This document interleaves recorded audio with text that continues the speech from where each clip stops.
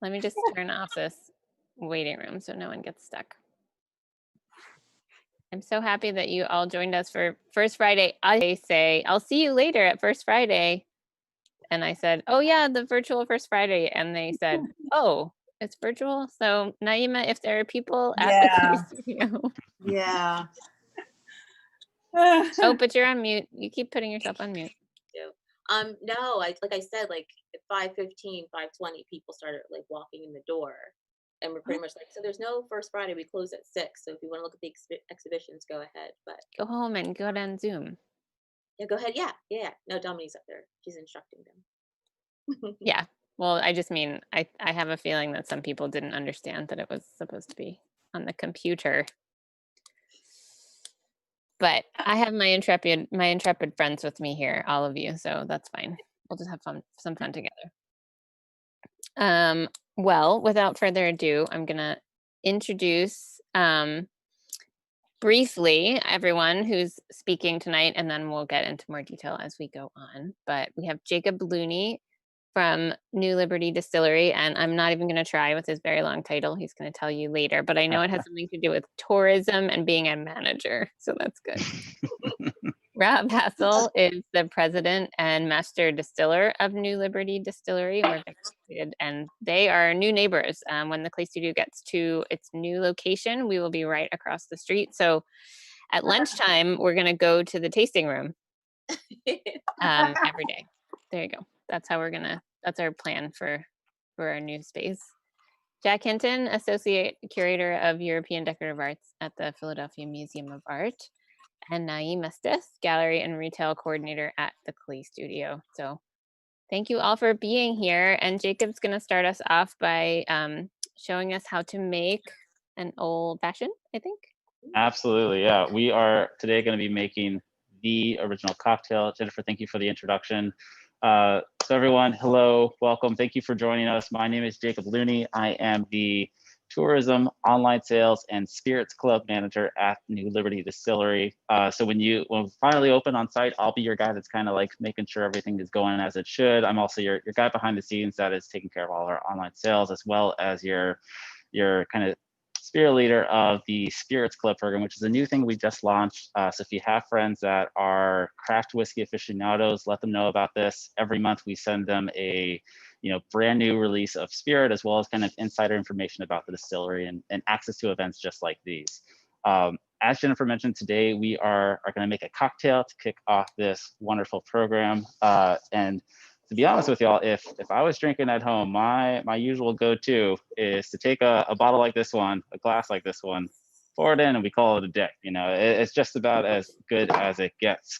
But for the sake of being a little educational, a little bit entertaining, we're going to make an old-fashioned.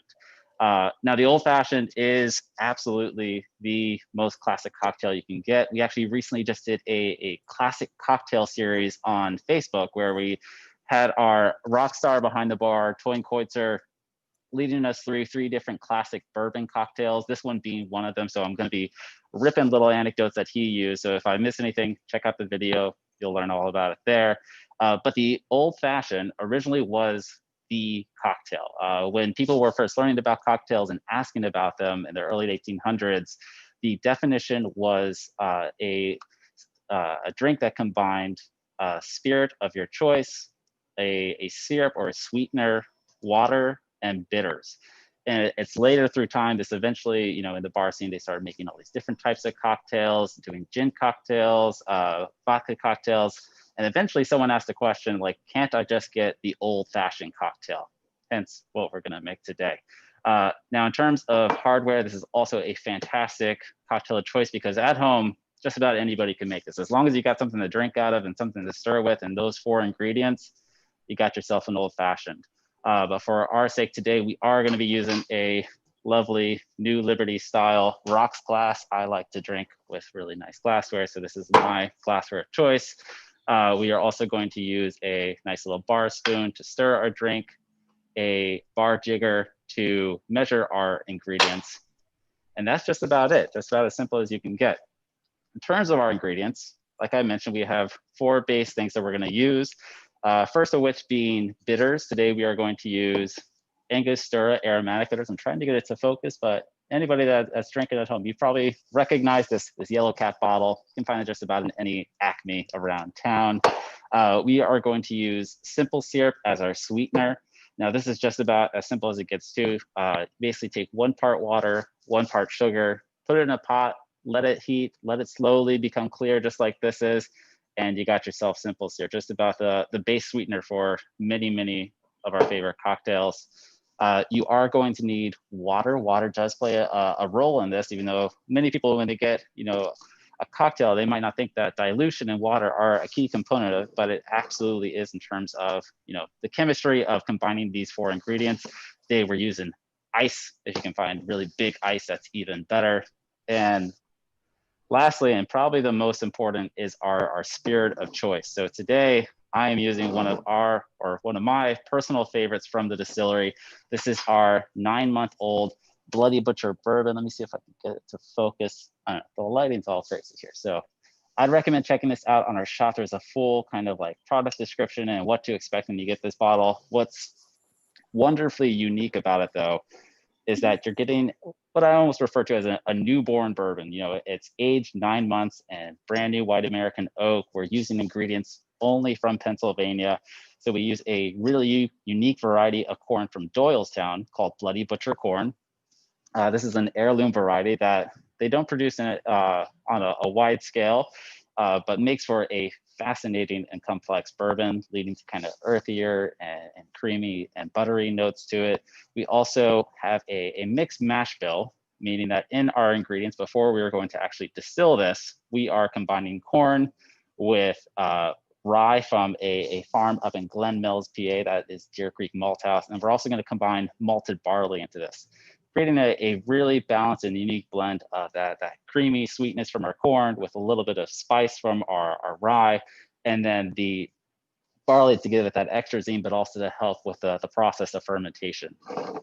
Now, with the actual making of our cocktail, we're going to start with our glass. And traditionally, you're going to use Angostura bitters, and you're going to do anywhere from 1 to 2, maybe up to 3 dashes of bitters. It's pretty much your call in terms of the sweetness, the bitterness, or the level of alcohol in your cocktail. Bitters are a fascinating flavor profile. Essentially, we are taking different things like bark and spices and dried fruit and many other different ingredients and letting them macerate and sit in a super high proof alcohol, and then bringing them to this form, which is what you get in your glass. I'd recommend trying it on its own when you're at home. You'll really get the sense of what these bitters taste like. And also, there's a tremendous variety in terms of flavors and different types of compounds and different types of bitters that you can find on your market. This is probably the most expected one to find on your shelves, and also just kind of behind the barns for those classic cocktails. So again, we are going to do 1 to 2. I actually like a little more bitters in my cocktail, so I'm going to do 3. I like that really herbal and earthy quality to it. We are then going to do 1/2 ounce of simple syrup.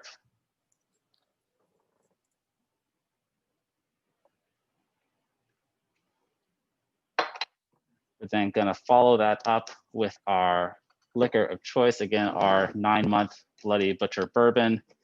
And I mentioned that this has to be probably one of the most important ingredients to this cocktail. And when you're looking for your liquor choice for an old fashioned, one, kind of figure out what your flavor profile is that you're going for. I particularly love that kind of complexity of bourbon. So it's really kind of high strength. Like I said, I'm a neat pour drinker, so I want something that's a little bit up there. This one is 95 proof. It also has a very earthy and rich flavor profile, so it's going to balance really well with the sweetness that we put in and not be overly sweet. If you're someone that likes a little sweeter, you can either hold back on your liquor or add a little bit more sweetener to it. So I'm going to do 2 ounces of our Bloody Butcher bourbon. And we are just about all set, although we have only 3 out of 4 of our ingredients. So the last thing we need is our water. And like I mentioned, we are using ice today. And if you can get your hands on a nice big chunk of ice like that, that will do all the better. If you only have cubed ice at home, I would recommend filling your glass up all the way to the top, because while it might be, you might be thinking the more ice, the more watered down I'm going to make this, you're actually allowing that ice to stay colder for longer by really packing the glass with ice.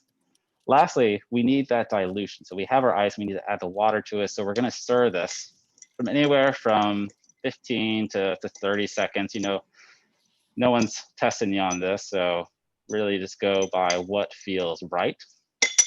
And that's pretty much what you got. That is the original cocktail. Through its time over the past couple centuries, it's gone through many different variations, many different types of garnishes, things that you can add. And part of that too is where I'm going to take it. So I am someone that loves the orange peel garnish on an old fashioned. I love that little citrus bite. So I am going to rip myself a nice big piece of that. And the fresher the orange you can get, the better, because the more oils you're going to be able to pull off this. And when you peel this, you want to make sure that you are expressing as much of these oils into your glass as possible.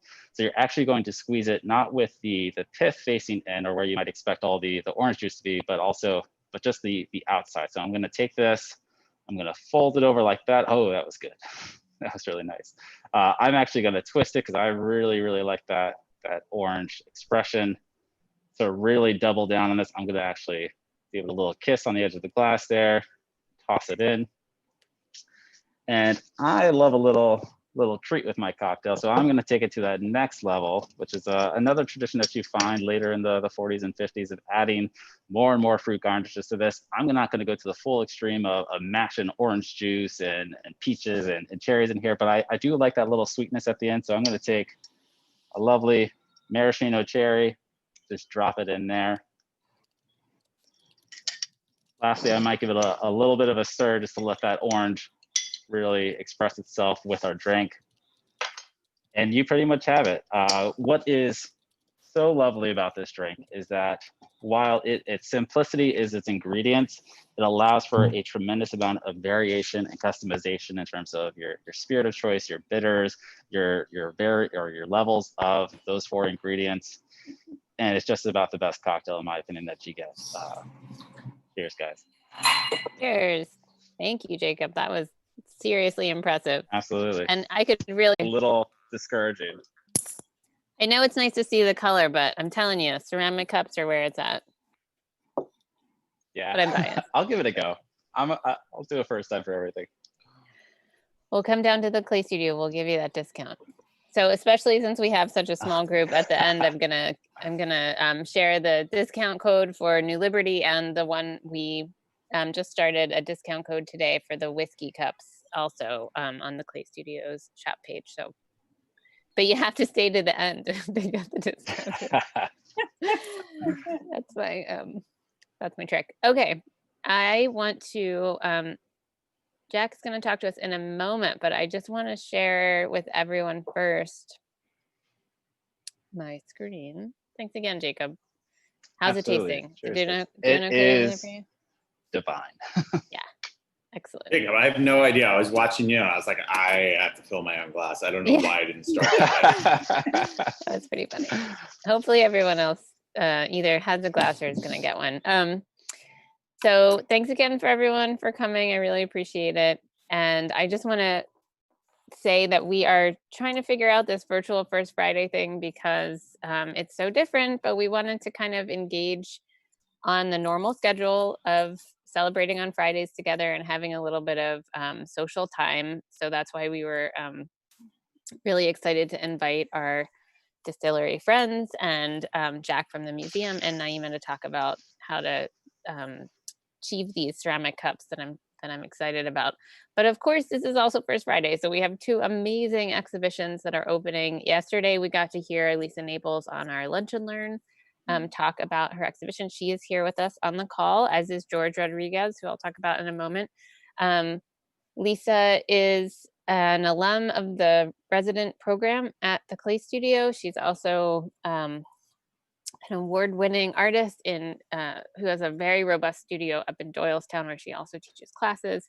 And the 2 bodies of work in this exhibition are just new. They're big. They're emotional. They're really will catch your attention from. We have had people walking outside the window, just like texting us about how amazing everything looks. And please come in and see this series of amazing rabbits that are jumping through space. So you'll have to come see them in person to see what I mean. But if you know Edward Muybridge's photographs of animal locomotion, they will remind you of that. And then this amazing series called Wayfinding that is really personal for Lisa and impactful for viewers. So this is a huge plate. I think it's about this big. So make sure you come in and see that, or look on our website if you aren't able to come in. They're all pictured and there's lots of text and interesting things to look at there. And George Rodriguez, also on the call, thank you for being here. George is a resident artist at Tyler School of Art now for the second year, and we're so happy that he's come to Philadelphia from Seattle most recently. And he has just installed this wonderful exhibition in our small Bonavitz gallery that is completely covered in his beautiful tiles, press molded. And I was excited to tell him about the Moravian Tile Works up in Doylestown. Being from out of town, he doesn't know about them. So we are all these wonderful connections with Doylestown keeps coming up. I don't know what that's all about.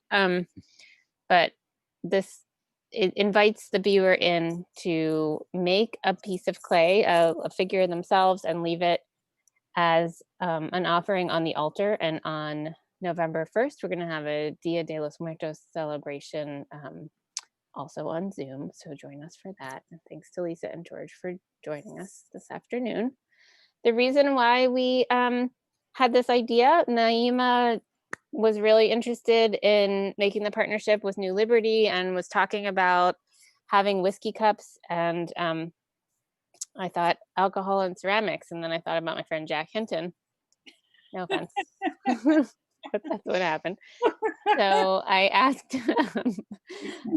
Jack to come and talk to us about some of his favorite alcohol-related vessels in ceramic at the Art Museum. So Jack Hinton is Associate Curator of European Decorative Arts and Sculpture at the Philadelphia Museum of Art. He's a specialist in Renaissance decorative arts. His responsibilities in the Department of European Decorative Arts and Sculpture range from medieval art and architecture to the early modern period. Jack has recently been working on an exhibition by the contemporary designers Ronan and Erwin.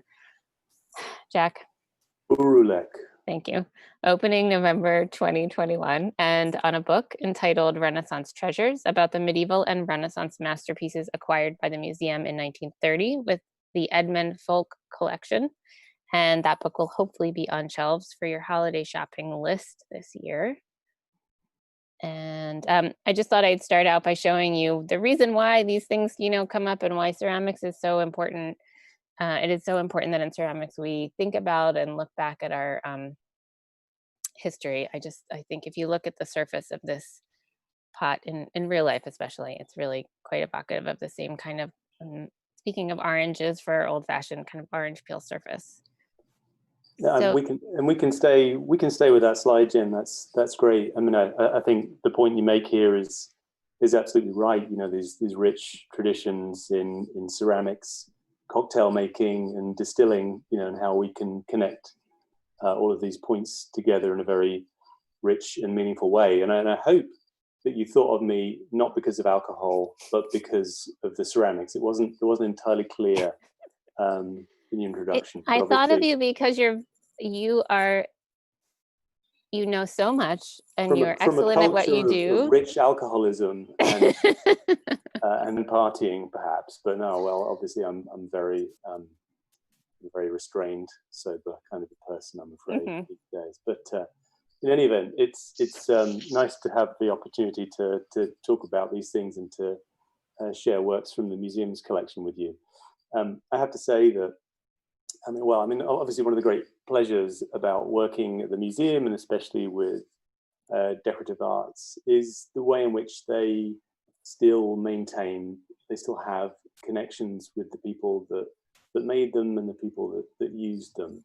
So that sense of form and function, and that real genuine connection to the past, and I think is something that's really always present. It's very tangible and very important to know and enjoy, and especially so with drinking vessels and drinking ceramics.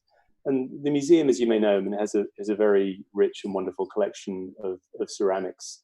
You know, not just European things, of course. You know, global ceramics really, and wonderful Mexican things. Thinking about George's tiles and installation, funnily enough. So you know, we can take this in a lot of directions. But Jen helpfully steered me just to think about a few favourites, which is a bit easier. And also I'll say, you know, in terms of the European material, the bias tends to be towards the more, I suppose, gentler alcohols of beer and wine, rather than anything that contain spirits per se. But when you get into the 18th century, you do start to get punch bowls and other cocktail kind of vessels that, for reasons of brevity, you know, I didn't choose today. But one of the areas of the museum where we have one of these sort of great holdings is in German stoneware. So if Jen would share the next image. So stoneware, you know, as it sounds, you know, it's a high firing, you know, clay, a ceramic that. Oh, is that me that's getting FaceTime, or is that? Sorry.